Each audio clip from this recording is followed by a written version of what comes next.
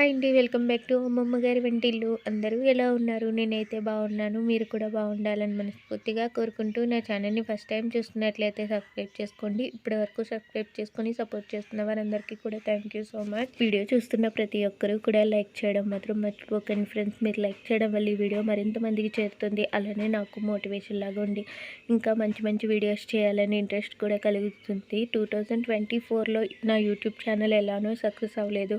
2025 అయినా సక్సెస్ అవుతుందన్న కోరికతో అయితే ఉన్నాను. మీ సపోర్ట్ నాకు ఎప్పుడు కూడా ఇలానే ఉండాలి. అందుకని వీడియో చూస్తున్న ప్రతి ఒక్కరూ కూడా ప్లీజ్ ఒక్క లైక్ చేయండి ఫ్రెండ్స్.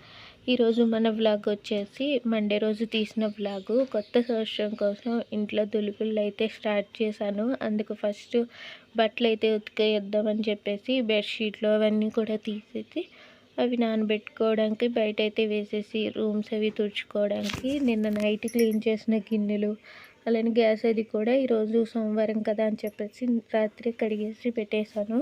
ఆ గిన్నెలు సర్దేసుకొని రూమ్స్ అవి కూడా అన్నీ నీట్గా తుడిచేసుకుంటున్నాను. అవి తుడిచిన తర్వాత కుళాయి కూడా వచ్చింది. కుళాయిలో వాటర్ పట్టేసి బిందెల్లోకి అది కూడా పట్టేసి డ్రమ్ములు నిండేలోపు బట్టలు ఉతికేసుకుని ఆరబెట్టేసుకుందాం అనుకున్నాను. కానీ బెడ్షీట్లు అవి కదా మురికి ఎక్కువ ఉంటాయి. అందుకు కొంచెం వేడి నీటిలో సర్ఫ్ వేసి పెట్టుకుంటే మురికి తొందరగా వదిలిపోతాయి. అలానే మనం ఎక్కువ టైమ్స్ బాధవలసిన పని అది ఉండదు. తొందరగా మురికి వదిలిపోతుంది. అందుకని వేడి నీళ్ళలో పెట్టి కొంచెంసేపు బట్టలు అయితే నానబెట్టుకుంటున్నాను. రెగ్యులర్గా మనం రోజు వేసుకునే బట్టలు అయితే అంతసేపు నానబెట్టుకోకపోయినా వెంటనే ఉతికేసుకున్నా పర్వాలేదు. కానీ దుప్పట్లు అవి కూడా కొంతసేపు నానబెట్టుకున్న తర్వాత ఉతుక్కుంటేనే నీట్గా ఉంటాయి. అందుకే అవన్నీ కూడా నానబెట్టేసుకొని ఫస్ట్ మా వారికి పాలు అవి కలిపేసి ఇచ్చేసి నేను హాట్ వాటర్ తాగేసి టిఫిన్ వేసేసి చట్నీ అది ప్రిపేర్ చేసేసి ఒక సైడ్కి పెట్టేశానంటే నేను బట్టలు అవి ఉతుక్కున్నా కానీ కంగారు ఉండదు కదా అని చెప్పేసి ఫస్ట్ ఒక స్టవ్ మీద పాలు పెట్టి ఒక స్టవ్ మీద ఏమో హాట్ వాటర్ పెట్టుకున్నాను. ఆ తర్వాత ఇడ్లీ పిండి ఫ్రిడ్జ్లోంచి తీసి కొన్ని వాటర్ కలిపేసి ఇడ్లీ పాత్రలో ఇడ్లీ అయితే పెట్టేశాను. ఆ తర్వాత పాలు కూడా కాగిపోయాయి. అందుకే పాలు కలిపేసి ఇచ్చేసి ఇడ్లీలోకి బొంబాయి చట్నీ అయితే చేస్తున్నాను. ఇది చేయడం చాలా తక్కువ.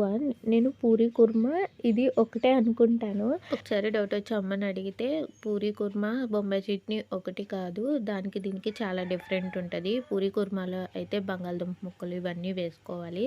దీనికైతే అలా ఏం వేసుకొని అవసరం లేదు. ఉప్మాకి పోపు ఎలా పెట్టుకుంటామో అలానే పెట్టేసుకొని వాటర్ వేసుకొని ఇందులో కొంచెం పులుపు వేసుకుంటే బాగుంటుంది. అందుకు శనగపిండి వాటర్లో కలుపుకునేటప్పుడు వాటర్కి బదులుగా పుల్లటి మజ్జిగ ఉంటే కలుపుకోవచ్చు. లేదంటే శనగపిండిని వాటర్లో కలిపేసుకొని కొంచెం చింతపండు రసం కానీ నిమ్మకాయ కానీ పిండుకోవచ్చు అని చెప్పింది. నేనైతే మజ్జిగ కొంచెం శనగపిండి కలిపేటప్పుడు అందులో వేసేసుకున్నాను.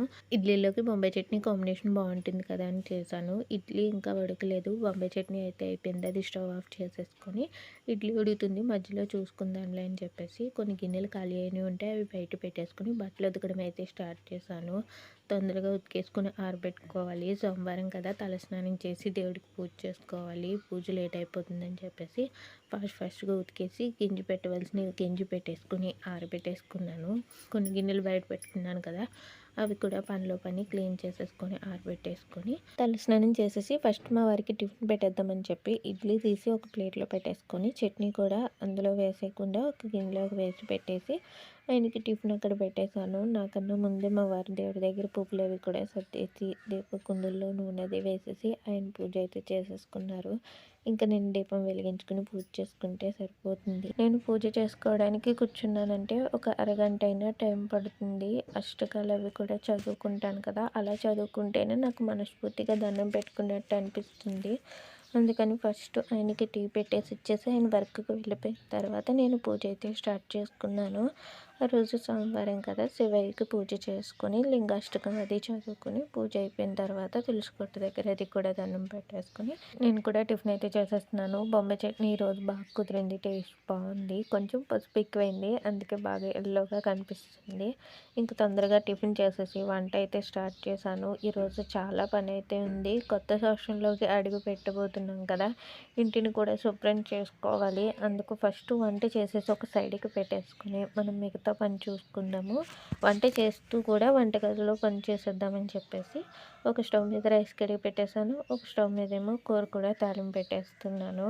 ఆ తర్వాత కబోర్డ్లో ఉన్న డబ్బాలు అవి కూడా క్లాత్ పెట్టి తుడుచుకొని, పేపర్స్ అవి కూడా ఏమీ మార్చుకోను. డబ్బాలు ఇంకొక 4, 5 రోజుల్లో డీప్ క్లీనింగ్ ఎలానో స్టార్ట్ చేస్తాను. పండగ వస్తుంది కదా, అన్నీ కూడా తోముకొని పెట్టుకోవాలి. తడి బట్టలు అవి పెడతాను కదా, ఒకసారి నీట్గా డబ్బాల మీద అది కూడా దుమ్ముంటే పైనంతా కూడా తుడుచుకుందాము. మళ్ళీ 5 రోజులకి తీసినా కానీ అప్పటికి ఎలాగో మళ్ళీ దుమ్ము పడతానే ఉంటుంది కదా అని చెప్పేసి డబ్బాలు అవి కూడా తీసి దులుపుతున్నాను. ఈ డబ్బాలు అయితే వర్నూక, అలానే జొన్న రవ్వ అవి ఆడబెట్టుకుంటాను కదా, అవి సింపుల్గా తీసుకోవడానికి వీలుగా ఉంటాయని చెప్పేసి ఈ కింద అయితే పెట్టుకుంటాను. రోజులకి అది వాడుకోవడానికి రేషన్ బియ్యం అవి ఒక డబ్బాలో అవి పెట్టుకుంటాను. ఇంకా డబ్బాలన్నీ కూడా తీసేసి పేపర్స్ అవి కూడా తీసేసి ఒకసారి నీట్గా తుడిచేసి మళ్ళీ పేపర్స్ అయితే వేసేసుకుంటున్నాను. ఈ పాటికే అందరూ దులుపులు అవి కంప్లీట్ చేసేసుకుని ఉంటారు. క్రిస్మస్ జరుపుకునే వాళ్ళేమో క్రిస్మస్ ముందుగానే చేసేసుకుంటారు. కొంతమంది ఏమో కొత్త సంవత్సరం వచ్చేస్తుంది కదా, రాకముందే పనులన్నీ కంప్లీట్ చేసేసుకుందామని కొంతమంది చేసేసుకుంటారు.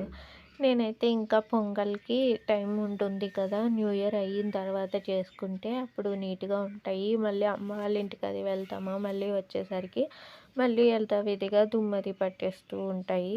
ఫస్ట్ లేట్గానే చేసుకుందామని ఇంకా నేను న్యూ ఇయర్ అయిన తర్వాతే చేద్దామని అయితే అనుకుంటున్నాను. ఇంకా ఈరోజు సింపుల్గా అటు బిటుగా పనులైతే కంప్లీట్ చేస్తాను. ఇంకా అవన్నీ క్లాత్ పెట్టి తుడిచేసుకొని అవి సర్దేసిన తర్వాత ఈ గిన్నెలు అవి పెట్టిన దగ్గర కూడా ఎంత తుడిచేటప్పుడు తుడుస్తూనే ఉంటాను, అయినా కూడా కొంచెం దుమ్ము పడుతూనే ఉంటాయి. అవన్నీ కూడా నీట్గా తీసేసుకొని ఒకసారి తుడిచేసుకుని సర్దేసుకున్నాను. ఈలోపు అన్నం కూర చూసుకోకపోతే అవి పని చేయకుండా అయిపోతే నాకు డబుల్ పని అవుతుంది. ఈ పని అవ్వడం ఎలా ఉన్నా కానీ మళ్ళీ వంట చేయవలసి వస్తుంది. అందుకు మధ్య మధ్యలో చూసుకుంటూ చేస్తున్నాను. ఇంకా అన్నం అయితే ఉడికిపోయింది, అది వచ్చేసి కూరలోకి ఉప్పు, కారం, పసుపు, వాటర్ అది వేసి మూత పెట్టేసి ఉడికించేసుకుంటున్నాను. ఈలోపు కబోర్డ్లో ఉన్న డబ్బాలన్నీ కూడా క్లాత్ పెట్టి తుడుచుకుంటున్నాను. మ్యాక్సిమం డబ్బాలన్నీ కూడా ఖాళీ అయిపోయాయి. కిరాణా ఏం తెప్పించలేదో అవన్నీ కూడా ఎలానో తోముతాను కదా, మళ్ళీ తోమేటప్పుడు అవన్నీ ఎండలో పెట్టుకుని ఆ పని ఎందుకు, డబ్బాలన్నీ కూడా తోమిన తర్వాతే కిరాణా అయితే తెప్పించుకుందామని అయితే అనుకుంటున్నాను. కానీ జనవరి నెలలో కిరాణా అయితే అవసరం ఏమి ఉండదు. పండగకి 13వ తారీఖు అలా వెళ్ళిపోతాను, వచ్చేసరికి 20వ తారీఖు అలా అవుతుంది. ఇంకా నెలకి 10 రోజులు మాత్రమే కదా ఉంటుంది. ఇంకా ఫిబ్రవరి నెలలో తెచ్చుకుంటే సరిపోతుంది. అత్యవసరంగా అవసరమైనవి ఏదైనా అప్పటికప్పుడు తెచ్చుకోవచ్చులేండి. ఇంట్లో ఉండేది ఇద్దరమే కదా, కిరాణా ఖర్చు కొంచెం తక్కువగానే అవుతుంది. అలా అని చెప్పేసి ఏ వస్తువు లేకపోతే అదే కిచెన్లో వెల్తిగా అనిపిస్తుంది.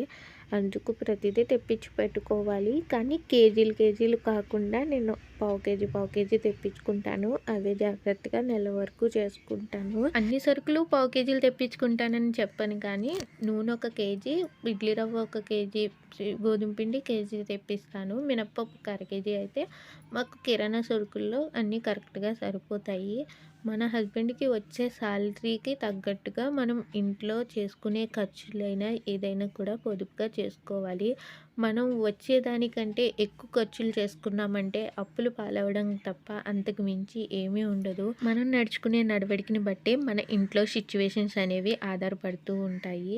నేనైతే మాత్రం నాకున్నంతలో పొదుపుగానే చేసుకుంటాను. ఇప్పుడున్న రోజుల్లో ఎంత పొదుపుగా చేసుకుందాం అనుకున్నా కానీ కిరాణా సరుకులు ఒక 1000-1500 లేకపోతే కొన్ని సరుకులు కూడా రావట్లేదు. ఎందుకంటే నూనె ప్యాకెట్లు అన్నీ కూడా 100లు దాటే ఉంటున్నాయి.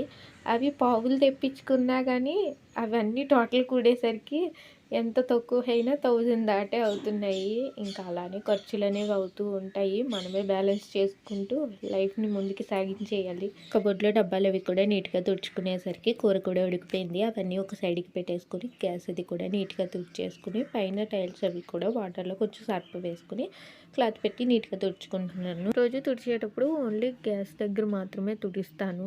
ఇలా తడి బట్టలు అవి పెట్టుకున్నప్పుడు కిచెన్లో టైల్స్ ఉన్న ప్లేస్ అంతా కూడా తడిబట్ట పెట్టి తుడుచుకుంటాను. గ్రైండర్ అది ఉన్న చోట అవన్నీ కూడాను గ్రైండర్ది కూడా తీసేసి అక్కడ కూడా తడిబట్ట పెట్టి తుడుచుకొని క్లీన్ చేసుకుంటాను.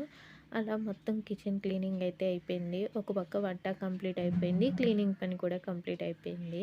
ఇంకా వంట అయిన తర్వాత కొన్ని గిన్నెలు అవుతాయి కదా, అవి కూడా క్లీన్ చేసేసి ఆ తర్వాత బెడ్రూమ్స్ అవి దులుపుతామని చెప్పి ఇవైతే క్లీన్ చేస్తున్నాను. జుట్టు ఆరుతుంది కదా ఎండలో కూర్చుంటే అని చెప్పేసి జుట్టు ఇప్పేసి గిన్నెలు క్లీన్ చేశాను. అలా వీడియో తీస్తుంటే దెయ్యం వచ్చి ఏదో అక్కడ గిన్నెలు క్లీన్ చేసినట్టు అనిపించింది నాకే. అందుకని మళ్ళీ జుట్టుకి క్లిప్ పెట్టేసుకొని గిన్నెలు క్లీన్ చేసినట్టు వీడియో క్లిప్ అయితే తీసుకున్నాను. ఇంకా గిన్నెలు క్లీన్ చేయడం అయిపోయిన తర్వాత బెడ్రూమ్ క్లీనింగ్ అయితే స్టార్ట్ చేశాను. చిన్నప్పుడు న్యూ ఇయర్ అంటే ఇలా ఉంటుందా అసలు? పెద్ద అయిన తర్వాత పెళ్ళిళ్ళు అయితే ఇలా బాధ్యతలు వచ్చేస్తే ఇల్లుని శుభ్రం చేసుకోవాలి, ఇవన్నీ చేసుకోవాలి అనిపిస్తుంది. చిన్నప్పుడు అయితే నెల రోజుల ముందే గ్రీటింగ్ షాపులు అవి పెట్టేవారు. అప్పుడు స్కూల్ బ్రేక్స్ వచ్చినప్పుడల్లా ఏ షార్ట్స్ కొత్తవి వచ్చినాయా అని చెప్పేసి ప్రతి షాపుల దగ్గరికి వెళ్ళి చూసి వచ్చేయడం.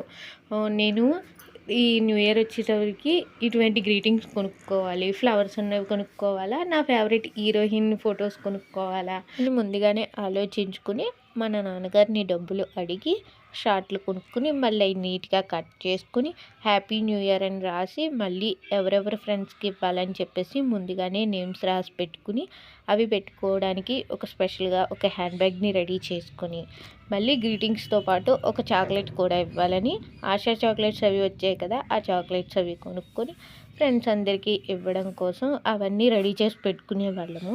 ఇంటి దగ్గర ఎవరైనా అక్కలు కోన్ పెట్టి వాళ్ళు ఉన్నారేమో చూసుకుని కోన్ పట్టుకుని వాళ్ళ ఇంటికి వెళ్ళి కోన్ పెట్టించుకుని వచ్చి మళ్ళీ ఫ్రెండ్స్ అందరూ మాట్లాడుకుని నువ్వు ఈ టైప్ డ్రెస్ వేసుకోవే, నేను ఈ టైప్ వేసుకుంటానని చెప్పేసి ఫ్రెండ్స్ అందరం కూడా రెడీ అవ్వడానికి ముందుగానే ప్లానింగ్స్ వేసుకొని రెడీ అయ్యి అందరం ఒక చోట ఉండి మొత్తం అందరం బయలుదేరి ఫ్రెండ్స్ అందరికీ లైన్గా హ్యాపీ న్యూ ఇయర్ అని చెప్పుకుంటూ ఆ గ్రీటింగ్స్ ఇవ్వడం. చిన్నతనంలో మన రొటీన్ అలా ఉండేది. అప్పుడు అమ్మ వాళ్ళు ఈ పనులు చేసేవారు. ఇప్పుడు మనం కూడా అవే పనులు చేసుకుంటున్నాము.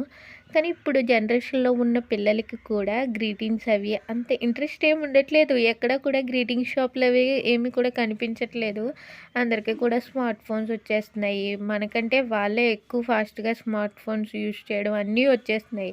వాట్సాప్లో ఫ్రెండ్స్ నేమ్స్ అన్నీ కూడా ఎక్కించేసుకుంటున్నారు. ఉదయాన్నే హ్యాపీ న్యూ ఇయర్ అని చెప్పి ఫోన్ చేసి చెప్పుకోవడమో లేదా వాట్సాప్లో పంపించేసుకోవడమో ఇంకా అయిపోతుంది. అంతే హ్యాపీ న్యూ ఇయర్ అంటే.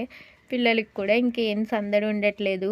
మాకైతే నా న్యూ ఇయర్ అంటే ఆ రోజు మార్నింగ్ మొదలు పెడితే ఆఫ్టర్నూన్ వరకు ఇంటికే వచ్చేవాళ్ళం కాదు. ఇంకా అలా ఫ్రెండ్స్ అందరం కూడా తిరిగి కనిపించిన వాళ్ళందరికీ కూడా గ్రీటింగ్స్ ఇచ్చేసుకోవడం, మళ్ళీ ఆ గ్రీటింగ్స్ మళ్ళీ తెచ్చుకొని మరుసటి రోజు స్కూల్కి వెళ్ళినప్పుడు నీకెన్ని గ్రీటింగ్స్ వచ్చినాయి, నాకెన్ని గ్రీటింగ్స్ వచ్చినాయి, ఎన్ని చాక్లెట్స్ వచ్చినాయి అన్నీ కూడా కౌంట్ చేసుకునేవాళ్ళం. ఎంతైనా కూడా అప్పటి రోజులే బాగుండేవి. ఇప్పుడు పండగలన్నా కూడా అంత సరదా ఏమి ఉండట్లేదు. పిల్లలకి హాలిడే వచ్చినా కానీ ఫోనులతో కాలక్షేపం చేసేస్తున్నారు. మన చిన్నప్పుడైతే ఇలాంటి మొబైల్ ఫోన్స్ అవి ఏమీ లేక ఫ్రెండ్స్ అందరం కూడా కలిసి ముట్టుకునే ఆటలు, బొమ్మ ప్రయాణం, తక్కుడు బిళ్ళ ఇవన్నీ ఆటలు ఆడుకునేవాళ్ళం. అసలు మనకి ఒక్కరోజు హాలిడే ఇచ్చారంటే అది టైమే సరిపోయేది కాదు. ఇప్పటికైనా పాత రోజులు మళ్ళీ వస్తే భలే ఉంటుంది. అప్పుడే పిల్లలకి అసలైన ఎంజాయ్మెంట్ అంటే ఏంటో తెలుస్తుంది. ఆ బెడ్రూమ్ అంతా కూడా నీట్గా దులిపేసుకుని ఫ్యాన్ అది కూడా తుడిచేసి మళ్ళీ కొత్త బెడ్షీట్ వేసేసి ఫ్రిడ్జ్ అది కూడా బయటే తుడిచేసాను. లోపల అది కూడా ఏం క్లీనింగ్స్ ఏం చేయలేదు. పైనుంచి తుడిచేసి మొత్తం కబోర్డ్లో అది కూడా ఎక్కడైనా బూజులు అవి పట్టినట్టు ఉన్నాయేమో అవన్నీ కూడా తీసేసి నీట్గా తుడిచేసి మళ్ళీ దేవుడి దగ్గర డ్రెస్సింగ్ టేబుల్ దగ్గర అది కూడా పేపర్స్ అవి కూడా అవే పేపర్స్ కానీ కొంచెం పౌడర్ అది పడి ఉంటుంది కదా, అవన్నీ కూడా తుడిచేసి మళ్ళీ అవి అక్కడ సర్దేసి మళ్ళీ దేవుడి గదిలో కూడా బూజులు అవి ఏమైనా ఉన్నాయేమో అవన్నీ కూడా తీసేసి డోర్స్ దగ్గర అంతా కూడా నీట్గా తుడిచేసుకున్న తర్వాత హాల్ కూడా దులిపేసుకుంటున్నాను. హాల్లో కొండ చీపురు పెట్టి పైన బూజులు అవి తీస్తుంటే రేకులు కంటిపోయి అంతలా రావట్లేదు. ఈనెల చీపురుతో అయితే తొందరగా వస్తుందని ఈనెల చీపురుతో మొత్తం అంతా దులిపేసి ఇప్పుడు హాల్ అది కూడా నీట్గా తుడుచుకుంటున్నాను. ఇలా నేను దులుపుకునేసరికి మాకు కొత్త సంవత్సరంలోకి అప్పుడే ఫంక్షన్ ఇన్విటేషన్ అయితే వచ్చింది. ఓణీల ఫంక్షన్ ఉందంట నెక్స్ట్ ఆదివారం ఎప్పుడో తణుకులో. మళ్ళీ మాకు చాలా దూరం, అక్కడికి వెళ్ళాలంట. మా అత్తయ్య గారు వాళ్ళ రిలేటివ్స్ ఉన్నారంట. వాళ్ళు మొన్న మా తోటికోళ్ళ గారు అమ్మాయి ఫంక్షన్ అయినప్పుడు వచ్చారు. కంపల్సరీగా వెళ్ళాలేమో, మా వారు వెళ్తారనుకుంటా. ఇంకా మా వారు కూడా వస్తారు. వచ్చిన తర్వాత ఇంక ఇద్దరం కలిసి లంచ్ అయితే చేసేసాము. నేను వండిన కర్రీ రైస్ వారాలప్పుడు కరెక్ట్గా వండుతాను. సాయంకాలం మళ్ళీ టిఫిన్స్ కదా ఉండిపోతే వేస్ట్ అవుతుందని చెప్పేసి కరెక్ట్ కొలతతో అయితే వండుతాను. కరెక్ట్గా కర్రీ అయినా రైస్ అయినా సరిపోతుంది. ఇంకా భోజనాలు అయిపోయిన తర్వాత గిన్నెలు అవి కూడా బయట పెట్టేసుకొని మా పక్కన తులసి కూడా పెట్టుకునే దగ్గర సందు కింద ఉంటుంది. ఆ సందంతా కూడా నీట్‌గా కడిగేసుకొని ముగ్గులైతే పెట్టుకున్నాను. ముగ్గులు చిన్న చిన్నవి బానే పెట్టాను కానీ దగ్గరగా పెట్టేయడం వల్ల అలికేసినట్టు కనిపిస్తున్నాయి. కొంచెం దూరంగా పెడితే బావున్ను. కడిగి ముగ్గులు పెట్టడం అయిపోయిన తర్వాత తడిబట్టలైతే పెట్టేసుకుంటున్నాను. గదులు, వంటగది అయితే అయిపోయింది. ఇంకా హాల్ అయితే పెడుతున్నాను. తడిబట్టలు పెట్టుకునే వాటర్‌లో మనం స్మెల్ అది రావడానికి వేసుకునే లిక్విడ్‌ల కంటే ఉప్పు వేసి పెట్టుకోవడం చాలా మంచిదంట. ఇంట్లో నెగిటివ్ ఎనర్జీ అది ఏమైనా ఉన్నా కూడా అదంతా కూడా తగ్గుతుందని చెప్పేసి ఓంకారంలో గురువుగారు చెప్పారు. నేనెప్పుడు తడిబట్ట పెట్టుకునేటప్పుడు వేస్తాను. నేనెప్పుడో ఒకసారి టీవీలోనో కానీ ఫోన్‌లోనో ఎప్పుడు విన్నానో అప్పటినుంచి తడిబట్ట పెట్టేటప్పుడు ఉప్పు వేస్తాను. మీరు ఎవరైనా ఉప్పు వేయకపోతే ఆ వాటర్‌లో ఉప్పు వేసి తడిబట్ట పెట్టుకోండి, మంచిదంట. తడిబట్టలు పెట్టడం కంప్లీట్ అయిపోయిన తర్వాత ఉదయాన్నే బట్టలు ఉతికేసి ఆరబెట్టేసాను కదా! తొందరగానే ఆరిపోయాయి. అవన్నీ కూడా తెచ్చేసుకొని మడతలు పెట్టేసుకుంటున్నాను. పని చేసినప్పుడు అస్సలు ఆపకూడదు. ఆపామంటే బద్ధకం వచ్చేస్తది. లంచ్ చేసేసిన తర్వాత కొంతసేపు అలా కూర్చొని అప్పుడు పని చేద్దాంలే అనుకున్నాను. కానీ బాబోయ్! ఇంకా చాలా పని ఉంది. ఒక్క అరగంట రెస్ట్ తీసుకుందామని కూర్చుంటే 2 గంటలైనా లేట్ అవుతుంది. ఇంకా చేద్దాంలే అన్న బద్ధకం వచ్చేస్తది. అందుకనే పని అయిపోయిన తర్వాత కూర్చోవచ్చులే అని చెప్పేసి లైన్‌గా పనులైతే చేసేస్తున్నాను. బట్టలు మడత పెట్టడం అయిపోయిన తర్వాత మునగాకు మొన్న ఎండలో పెట్టాను కదా! అది ఎండిపోయింది. ఇంకా పౌడర్‌లాగా చేయడం ఎందుకు, ఇది మెదుపుతుంటేనే మెత్తగా అయిపోతుంది. అలా కొంచెం కొంచెం కరివేపాకులాగా వేసేద్దాంలే అని చెప్పేసి అదొక డబ్బాలో పెట్టేసుకొని గడపలకి పసుపు రాసి బొట్లు పెట్టుకుందామని గడపల్ని ముందు తడిబట్టలు పెట్టినప్పుడే తడిబట్ట పెట్టుకొని తుడిచేసుకున్నాను. ఇప్పుడు తడి చేసుకొని పసుపు అయితే రాసుకుంటున్నాను. బియ్యాన్ని ఒక 2 గంటల సేపు వాటర్‌లో నానబెట్టుకుని చిన్న మిక్సీ జార్‌లో ఒక స్పూను, 2 స్పూన్లు బియ్యం నానబెట్టుకుని అవి మెత్తగా ఆడుకుని ముగ్గు పెట్టుకున్నామంటే మళ్ళీ మనం గడపలు కడిగే వరకు కూడా ఆ ముగ్గులు అలానే ఉంటాయి. అందుకనే అలా పెట్టుకున్నాను. ఎంత అందంగా కనిపిస్తున్నాయో చూడండి. వైట్ పెయింట్ ఏసినట్టుగా కనిపిస్తాయి. అసలు మనం చేత్తో చెరిపినా కూడా పోవు. మళ్ళీ తడిగుడ్డ పెట్టి తుడిస్తే తప్ప. అందుకు వంటగది గుమ్మం దగ్గర కూడా ఇలా కుంకుమతో బొట్లు పెట్టుకుని అక్కడ కూడా అదే బియ్యపు పిండితో ముగ్గైతే వేశాను. నార్మల్‌గా సుద్దతో పెడితే కొంతసేపు కూడా ఉండదు. ఇంకా తులసి కోట దగ్గర అది కూడా కింద ముగ్గు పిండితో ముగ్గు వేసుకుని పైన బియ్యపు పిండి వాటర్‌తో ముగ్గైతే వేసుకున్నాను. ఆరిన తర్వాత అందంగా కనిపిస్తుంది. తర్వాత తలుపుల మీద గంధంతో స్వస్తిక్ వేసుకుని కుంకుమ బట్టలు అవి పెట్టుకున్నాను. ఈరోజు తడి బట్టలు అవి పెట్టుకుని గడపలకి పసుపు రాసుకుని బొట్లు పెట్టుకుంటే ఎంత నిండుగా కనిపిస్తుందో రేపు వాకిట్లో ముగ్గులు అవి పెట్టుకుంటే ఇంకా అందంగా కనిపిస్తుంది.